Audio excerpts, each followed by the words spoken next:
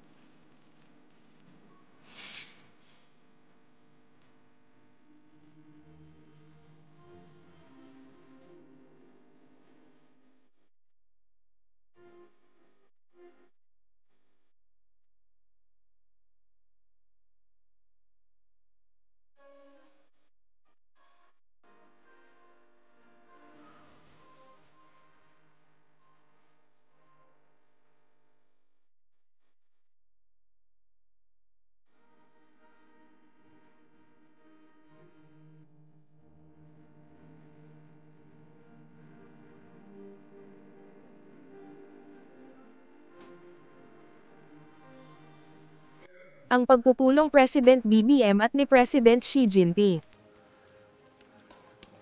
Mr. President, this is your first visit to China since taking office.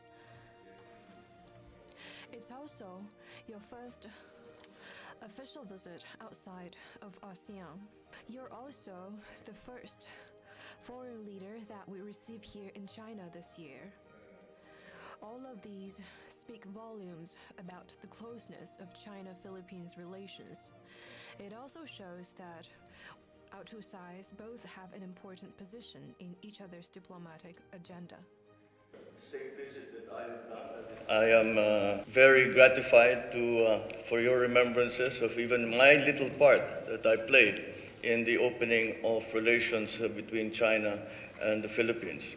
It has now become my responsibility, but certainly my privilege, to be able to continue on that legacy, to continue to promote the friendship between China and the Philippines.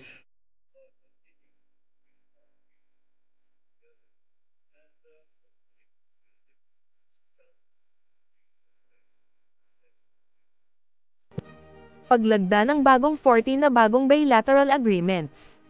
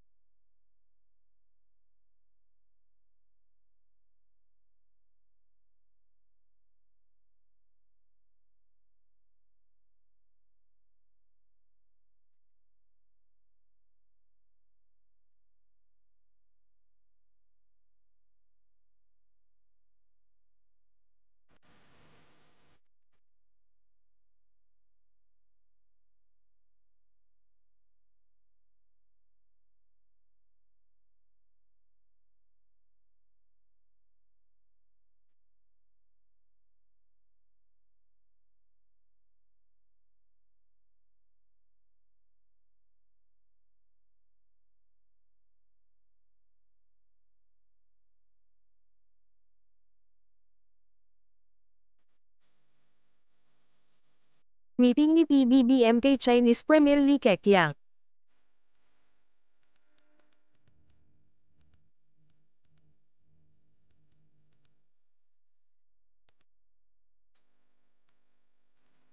We already have between our two countries 100 agreements between the Philippines and China.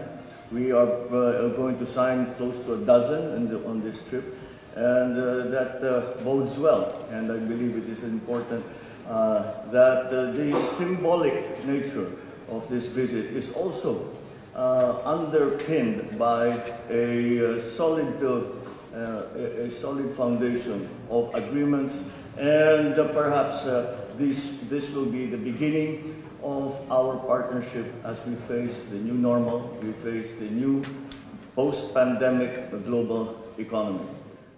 Splat reaction commentary. Matindi po ang schedule ni Pangulong BBM sa kanyang state visit sa China ngayong araw. Sunod-sunod na pagpupulong ang kanyang dinaluhan. Sa totoo lang po, matinding energy ang kailangan para sa ganito kasiksik na maghapong schedule. Bawat sandali ay mahalaga, bawat oras ay sinusulit. Unang araw pa lang, nalagdaan na ang panibagong 14 na bilateral agreements. Unang araw pa lang po ito. Mayroon pa pong maghapon na mga pagpupulong bukas. Abangan po natin ang mga kaganapan para po updated tayo. Ano po ang masasabi nyo dito? Well, what can you say? Kindly share your thoughts in the comment portion. We have reached the end of today's video. In behalf of my partner Wina and the rest of the Splat Communications and Simplified Strategic Solutions team, thank you. Till next time. Stay safe. Rosa out. Bye.